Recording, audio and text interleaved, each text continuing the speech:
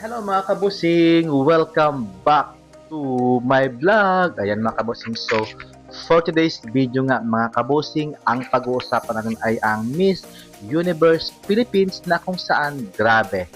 Continuous po ngayon ang bakbakan dito sa Miss Universe Philippines para makuha talaga ang titulong Miss Universe Philippines 2026. So sino nga ba mga kabusing ang malakas na maglalaban mga kabusing para makuha ang titulong Miss Universe Philippines 2026. So, sawadikap, kapungkap at salam alaikum po dyan mga kabusing sa inyong lahat at sana po ay nakasubscribe kayo sa aking YouTube channel. So, ngayon mga kabusing, no, meron ako ngayong parang mic mga kabusing para mas lumakas pa nga ang ating boses nga mga kabusing dito sa ating pagbablog at syempre at mga kabosing, no, thank you so much mga kabosing sa panonood po sa aking YouTube channel. So, almost a week na mga kabosing na hindi ako nagbablog ngayon. So, ngayon mga kabosing is nasipagan na ako ngayon para makapag-vlog. At sino nga ba mga kabosing ang malakas na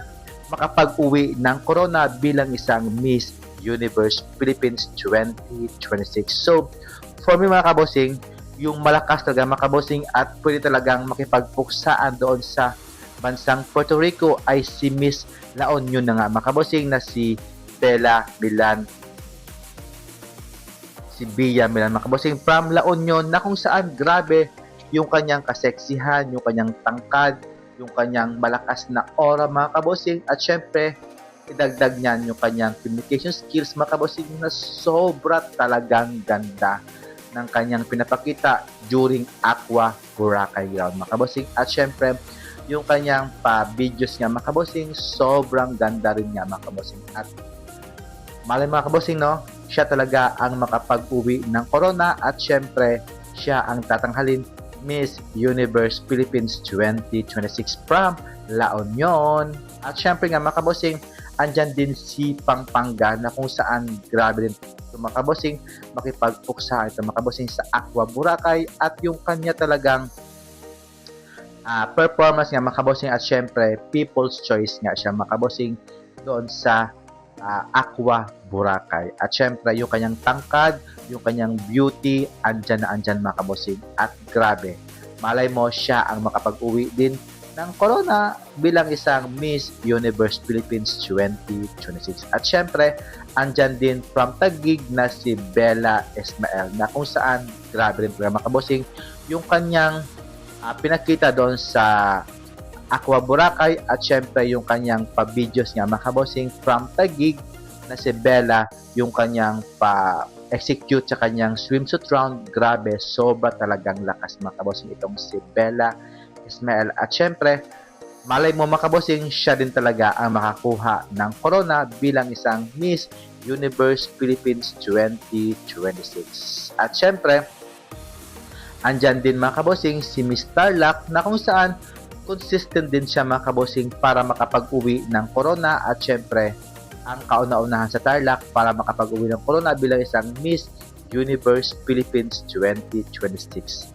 Yung kanyang pinakita sa Aqua Boracay mga kabosing, no, ang ganda din mga kabosing, no, laban na laban din, ang ganda ng kanyang performance doon, very pretty niya at syempre yung kanyang maladyosa talaga ng buhok at syempre yung kanyang tangkad din very Miss Universe Philippines ang datingan mga kabosing at syempre andyan din from Cebu City na si April Smith, the comeback of April Smith nga mga kabosing na kung saan nagulat ako sa kanyang pinakita dito sa Aqua Boracay yung kanyang performance yung kanyang galawan mga kabosing, no, very Miss Universe talaga ang galawan nito ni April Smith yung kanyang pagpasok niya pa lang sa kanyang entrada mga kabosing ni April Smith sobra talagang ganda malay natin mga kabosing, no, siya ang makapag-uwi ng corona at syempre makapag-kuwan sa compete dito sa Puerto Rico si April Smith ang sexy ang ganda ng kanyang aura yung kanyang datingan mga kabosing yung kanyang communication skills okay din mga kabosing kaya pasok na sa corona. Next naman from Sultan Kudarat na si Roxy Baines nga makabos. From Sultan Kudarat na sino ba yan? So, ayan mga kabossing yung kanyang photos na sobrang very pretty niya, ang ganda ng kanyang performance, yung kanyang galawan mga kabossing, no? Kahit hindi masyadong yung kanyang performance dito sa Aqua Boracay, hindi masyadong plakado, at least nadala niya na maayos yung kanyang aura dito, yung kanyang beauty talaga mga kabossing, Sultan Kudarat. At syempre, andyan din si Baguio na si Roxy Reyes nga mga kabossing, na kung saan kahit hindi siya katangkaran mga kabossing, no, lumalaban talaga itong si Roxy Reyes, na kung saan left and right siya talagang nagipagpuksaan dito. Kahit sa mga judges mga kabossing, no, nagpapakwit talaga siya, at hindi na talaga siya nagpapatinag para sa kanyang mga kalaban mga kabossing, si Roxy Reyes nga mga kabossing. At syempre, andyan din mga kabossing si Nicole Borromeo from Cebu Province nga mga kabossing, na kung saan hindi rin siya masyadong napakita ng puksaan mga kabossing, pero yung kanyang beauty okay na okay. Yung hindi ko lang gusto mga kabossing yung kanyang katawan na masyadong haba yung mga kabossing. Pero overall, maganda ang pinakita ni Nicole Borromeo from Cebu Province, na sobrang ganda naman talaga ni Nicole Borromeo. Sobrang pretty niya. Sana ay makapagkuha siya ng corona, either Supra or Charm or Cosmo nga mga kabossing, or Eco. Ayan. Next naman, from Iloilo City na si Sesta Espinosa, na kung saan mapapawaw ko talaga sa kanyang performance dito sa Aqua Boracay mga kabossing, no. Ang ganda ng kanyang performance, yung kanyang galawan, sobra talagang ganda mga kabossing. Yung kanyang smile, na parang nasa gilid yung kanyang smile, dapat ibahin niya yung kanyang smile mga kabossing. Yan. But overall, ang ganda talaga ni Sesta Espinosa, na lumalaban talaga. Pwede siya sa Miss Charm or Miss Cosmo mga kabossing, para siya sang si Itot Permata. Ayan. Next naman, from sila ba yan?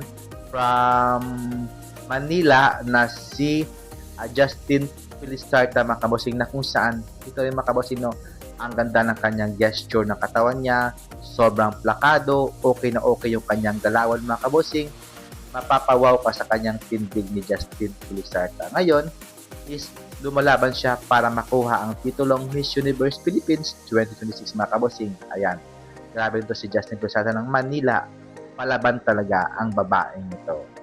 Ayan mga kabossing, at syempre sa mga newbies mga kabossing, no, sino kaya ang makapag-uwi ng corona bilang isang Miss Universe Philippines 2026? Please comment down below mga kabossing, at huwag kalimutang mag-subscribe mga kabossing sa aking YouTube channel. At syempre, kapungkap mga kabossing, at sa tingin nyo mga kabossing, no, sino kaya ang makapag-uwi ng corona? Please comment down below, at huwag kalimutang mag-subscribe sa aking YouTube channel. Ayan mga kabossing, thank you for watching, and see you in my next vlog. Keep safe po, and God bless. Bye-bye.